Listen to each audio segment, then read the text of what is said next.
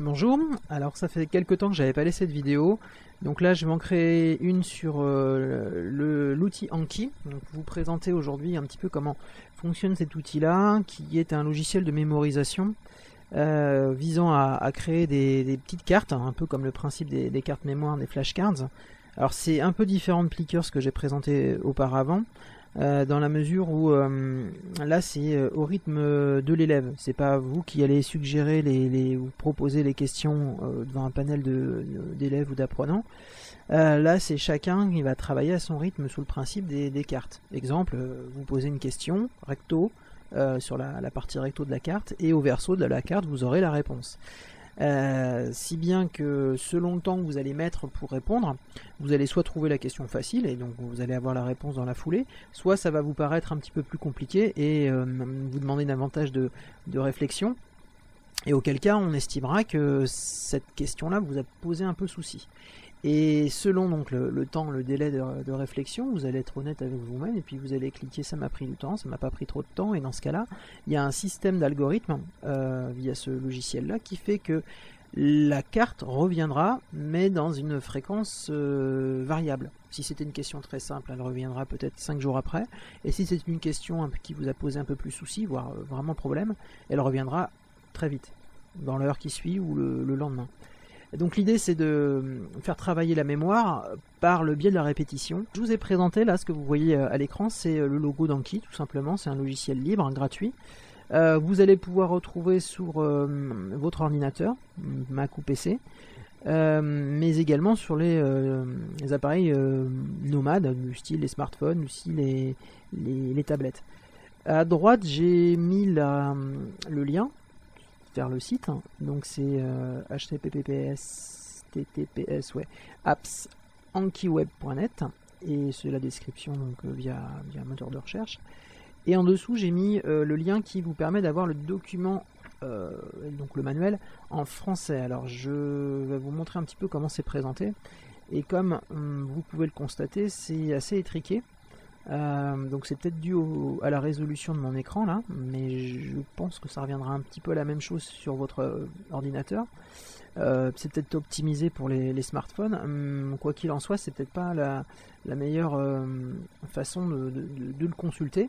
Si bien que je fais tout simplement un copier-coller, donc ça m'appartient pas, mais la mise en page, ce que je fais, c'est que le temps que j'ai consacré à le mettre en page, eh bien, je vous proposerai de le mettre en ligne, sous la vidéo, donc ça sera juste à télécharger, et c'est quand même un gros fichier qui doit faire quelque chose comme 40 pages, ouais c'est ça, 49 pages.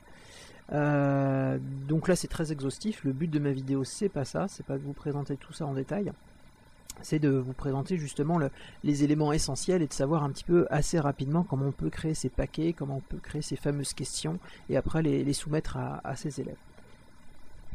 La première chose à faire, c'est donc de se rendre sur le site ankiweb.net et de créer un compte. Donc principe avec un email, un mot de passe qu'il va falloir valider en recevant une adresse, enfin, un mail de leur part. Une fois qu'il est activé, donc vous allez pouvoir entrer dans le site et vous allez voir que c'est assez simple. Voilà à quoi ressemble le site Ankiweb quand vous arrivez. Vous avez en haut, donc là c'est la page générale, deck c'est les paquets, ce qu'ils appellent les paquets, on peut en ajouter, faire une recherche de paquets déjà existants, ça je le montrerai tout à l'heure. Votre compte, bon ça c'est classique avec le mot de passe que vous avez sélectionné, et vous pouvez le réinitialiser. Le logout, c'est-à-dire le fait de se déconnecter. Les decks par défaut, alors moi là, ce que je vous conseille, c'est de pas y toucher à ça. Au début moi j'ai fait l'erreur de commencer à créer des questions dans celui-là et en le renommant. Par exemple, vous voyez là j'ai créé un autre paquet que j'ai appelé propreté, c'est une de mes matières que j'enseigne pour le bac HPS. Et en fait j'avais créé, je l'avais renommé pour propreté celui-là, et j'avais fait les cartes à l'intérieur. Le souci c'est qu'on peut pas, vous avez action ici, et vous avez share, donc partager. Le problème c'est que quand vous faites share, il vous dit ah malheureusement le paquet par défaut ne peut pas être partagé. Si bien que tout ce que j'avais créé n'était pas vraiment utile. Alors ils disent vous pouvez bouger les cartes dans un autre paquet.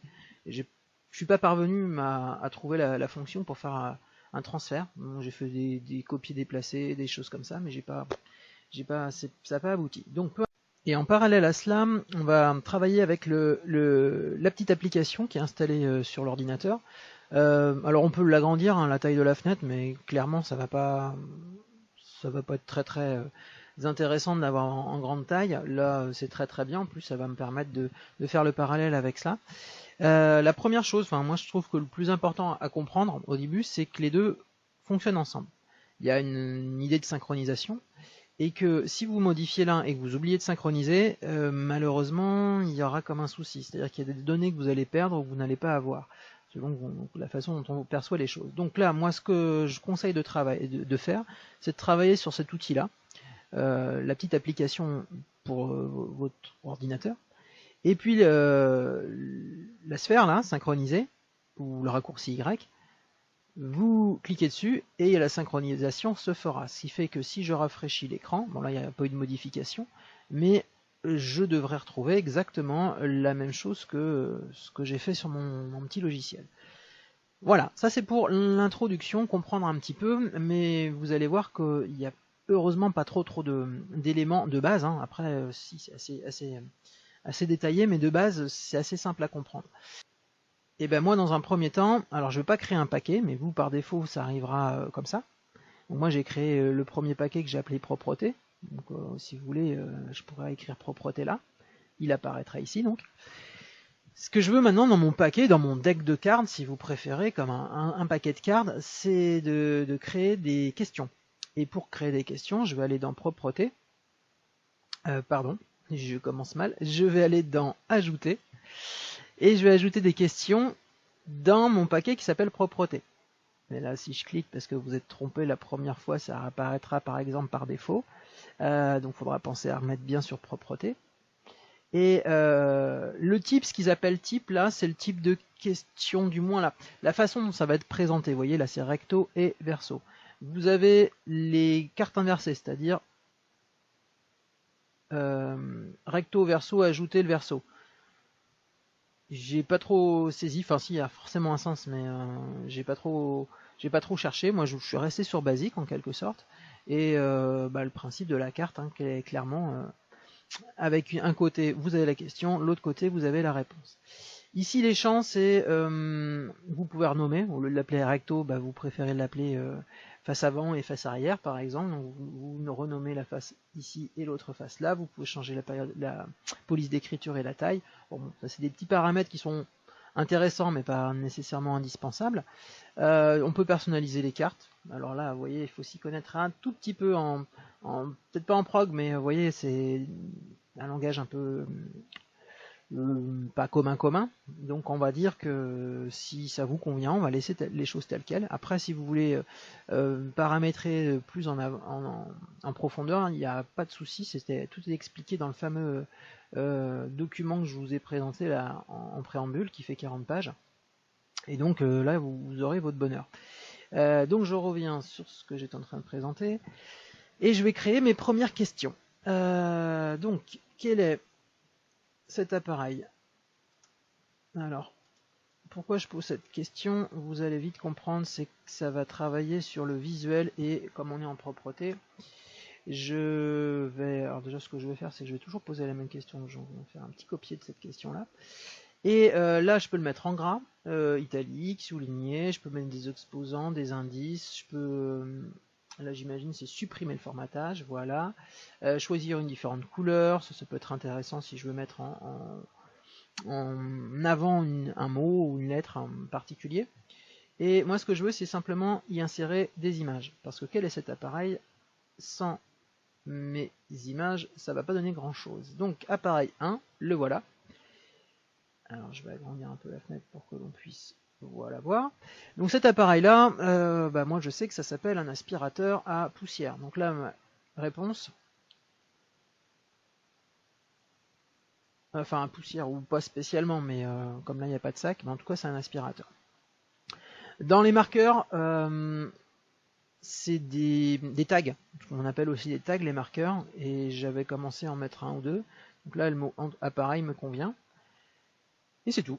j'ai juste à faire ajouter, et j'ai ma première question. Je vais continuer sur une deuxième question. Donc là on va refaire la même chose et je vais en faire comme ça 6 ou 7. Autant que j'avais envisagé d'avoir deux petites images. Donc là c'est un aspirobrosseur. Alors je tape pas très vite parce que là je suis qu'avec une main. Donc voilà. Ma troisième question. Ça c'est une auto... oui c'est ça, une auto-laveuse. Voilà, j'ajoute une autre question. Non, pardon, déjà que je pose la question, on va mettre la pièce jointe. Ça, c'est un roto-laveur. Donc là, l'idée, c'est que pour un élève ou un apprenant, roto.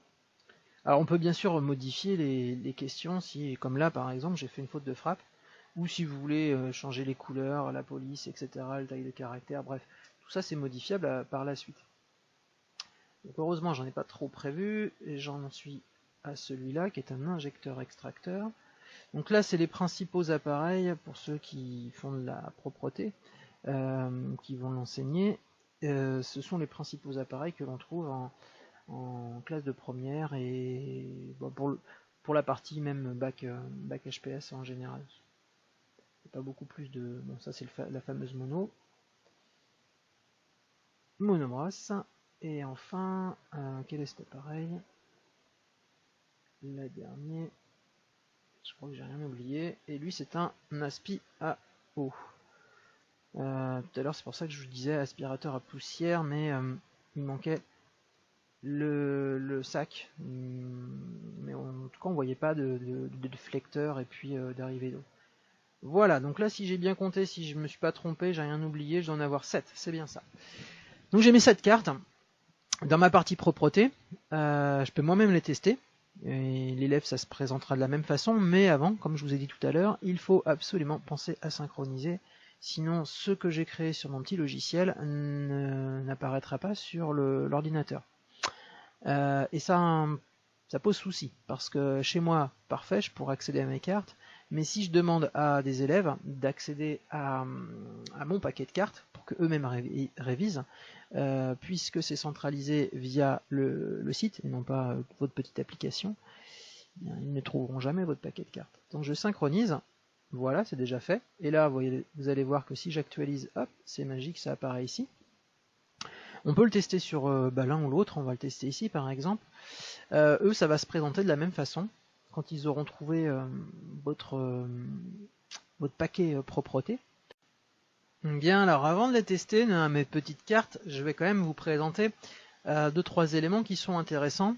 Donc là, c'est la même chose, hein, si on comprend bien, par défaut, propreté, 1,7, 1,7. Et puis là, les éléments qui sont ici vont se retrouver aussi là. La petite différence, c'est que là, si je fais parcourir, vous allez avoir tout ce que vous allez avoir à créer, enfin, vous allez créer, pardon. Par exemple, ça apparaîtra ici. Enfin, faut avoir compris au début. Bon, moi, j'avais fait un truc un peu bidon. Là, j'avais mis C et V juste pour un essai. Et puis là, je retrouve toutes mes questions. Donc, quand je disais tout à l'heure qu'on pouvait les modifier, eh bien vous êtes direct dessus et vous modifiez. Si vous êtes trompé, vous avez fait quel E. Hop là, on descend. Et avec 2 L, c'est mieux. Mais bon, vous êtes trompé, vous avez écrit une faute des frappes, quoi, une erreur d'inattention, et bien vous pouvez le remodifier ici. Ce que vous allez avoir ici, ça va être également d'autres options que vous allez pouvoir ajouter par la suite. Donc ça, je pourrais en parler peut-être pas dans cette vidéo-là, sinon ça va être un peu long, mais dans une prochaine, si vraiment il y a besoin pour cela. Mais déjà de base, vous avez énormément d'éléments utiles. Tout à l'heure, quand j'ai créé mes petites questions, là, j'ai juste oublié de citer 2 éléments très intéressants, c'est le texte à trous.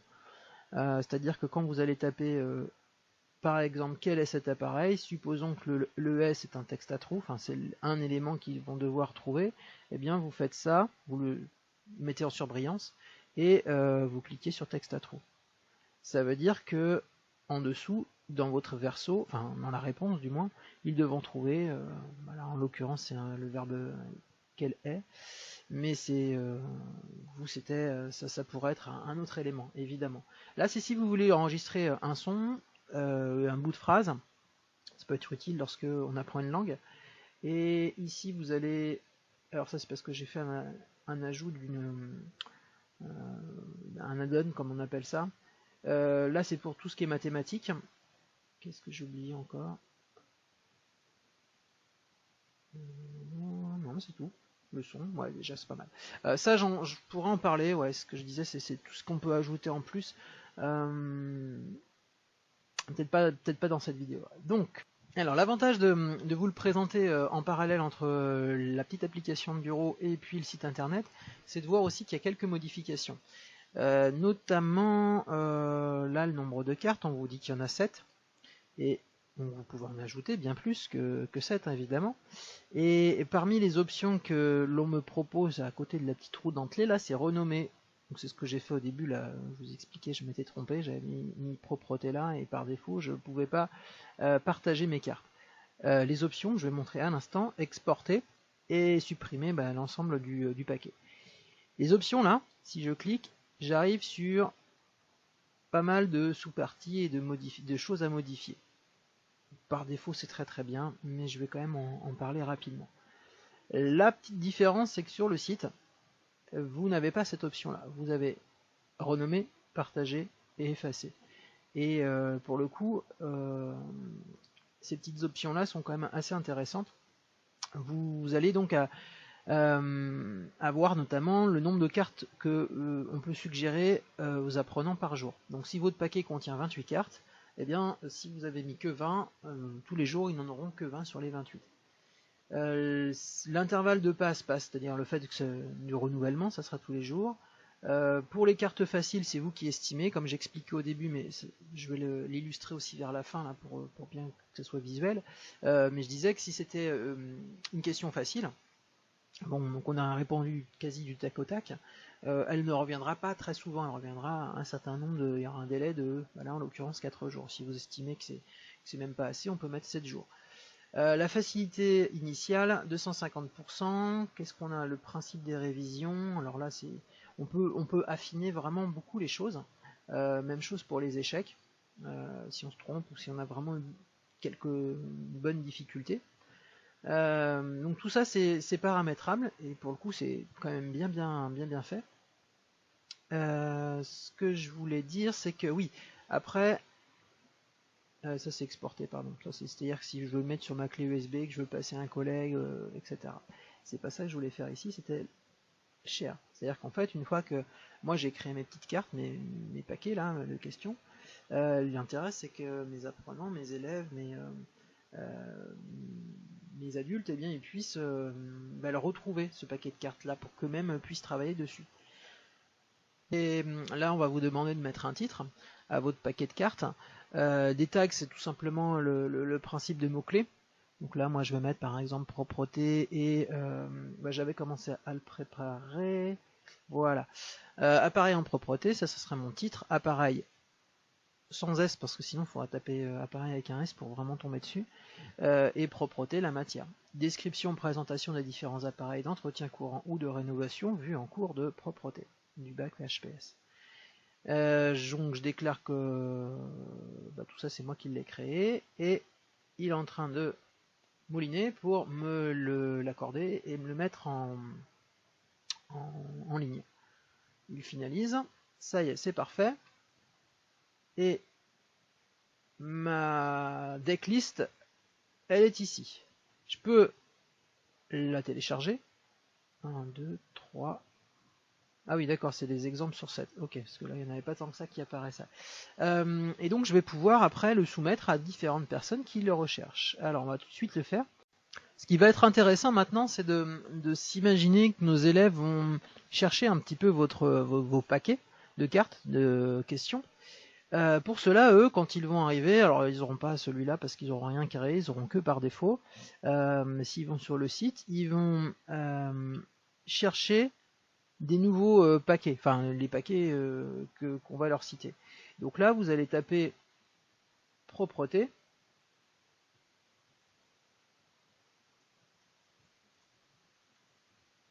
et ah bah tiens, il existe appareil en propreté.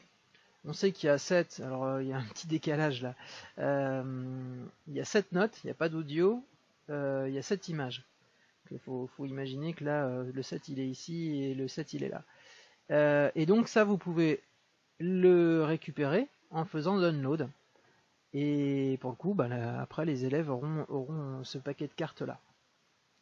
Moi, si je reviens sur mes decks là, enfin sur la page principale, pardon, shared items, ça veut dire en gros les items que j'ai partagés. Et je saurai que j'ai déjà partagé ça. Pour l'instant, il y en a 0 qui l'ont récupéré. Et thumbs up, c'est les petits pouces en l'air, hein, le principe de sur Facebook. Vous n'avez peut-être pas vu, mais s'il y en a qui aiment bien, eh bien ils vont pouvoir cliquer ici et je veux savoir combien de personnes like ou apprécient en fait cet élément-là. Bon, comme c'est du français avec ce site-là, de toute façon à la base il est plutôt anglophone. Je sais pas si je vais en avoir beaucoup, mais peu importe, c'est au moins utile pour mes élèves. Donc vous allez pouvoir créer autant de paquets que vous voulez, avec autant de cartes que vous voulez à l'intérieur. Alors à l'écran, vous avez les 3 présentations qui sont existantes, à savoir l'application pour ordinateur, donc que j'ai présenté déjà, hein, la version internet de l'application, enfin du créateur là, Anki Web, et puis la version, alors moi c'est sur Android là, ce qu'ils appellent Anki Droid. Donc c'est un logiciel gratuit et les 3 donc fonctionnent avec le même login, mot de passe et tout. Et vous pensez bien donc à synchroniser de l'un à l'autre de façon à ce que quand moi je vais cliquer là, il synchronise et on retrouve exactement les mêmes. Alors comment ça va se passer? Un élève qui donc aura cherché ici le mot propreté, parce que moi je lui aurais dit que c'est le terme propreté qui sera un mot-clé, eh bien l'élève en question, il va trouver les appareils en propreté, et donc en cliquant dessus, il va pouvoir le télécharger. Alors l'élève qui serait sur son téléphone, lui aussi pourrait faire de la même chose. Vous voyez ici, il appuierait sur le petit plus, non pas pour ajouter, mais télécharger des paquets partagés, ici. Et là, il retomberait exactement sur la même page que l'on a eu juste avant. Il taperait propreté. Et en principe, il va tomber sur les mêmes. Donc là, même principe, on va se retrouver sur la même page que ce qui est à gauche, et il fera download. Bon, ben moi, il n'y a pas vraiment d'intérêt puisqu'il est déjà présent là. Et la suite, c'est là où c'est intéressant, une fois qu'il l'a sur son téléphone, c'est que il va pouvoir tester régulièrement ses connaissances. Donc quel est cet appareil? Il cherche, ça va être un aspirateur à eau. Ah. Et là il tombe soit, là ce qu'ils ont mis en rouge c'est qu'il a mis moins d'1 minute. C'est-à-dire que ça va arriver, enfin non c'est pas qu'il a mis moins d'1 minute, c'est qu'il va, cette carte là va revenir dans moins d'1 minute. C'est comme ça qu'il faut voir les choses. Et donc il aura mis du temps à trouver la bonne réponse. Donc je vais mettre rouge parce que j'ai eu du mal. Quel est cet appareil? Ça il me semble que c'est un aspiro brosseur. Donc là j'ai été assez rapide. Ok. Qu'est-ce que c'est que ça? L'autolaveuse. Ok, alors ça c'était facile. Qu'est-ce que c'est que ça? Ah ça je sais pas trop. J'ai du mal. Je mets encore. Qu'est-ce que c'est que ça? Bon, vous avez compris l'idée. Je vais passer rapidement et là on retombe sur la première qui nous disait qu'on avait eu un peu de mal. Donc là c'est bon, c'est mémorisé et lui aussi, rotolaveur c'est mémorisé. Voilà. Donc maintenant j'ai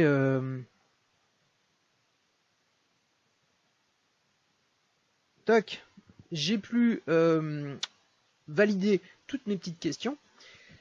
J'ai trouvé que c'était soit plus ou moins facile ou difficile. En tout cas, j'ai réussi à étudier 14 cartes en 1 minute, mais là pour le coup c'est un peu triché, mais j'ai mis un certain temps pour les étudier. Lui, le logiciel, il les aura dans son petit algorithme reclassés en fonction de la difficulté que certaines m'ont posé, et il me les reproposera, me le reproposeront dans les jours prochains. L'idée, c'est que vos élèves vont travailler de façon autonome, à leur rythme, et que certains vont trouver ça, toutes les questions faciles, donc pour eux, il n'y a pas de problème, hein, ça va mémoriser rapidement et on va dire, on va supposer de façon assez efficace. D'autres élèves auront besoin de les revoir régulièrement.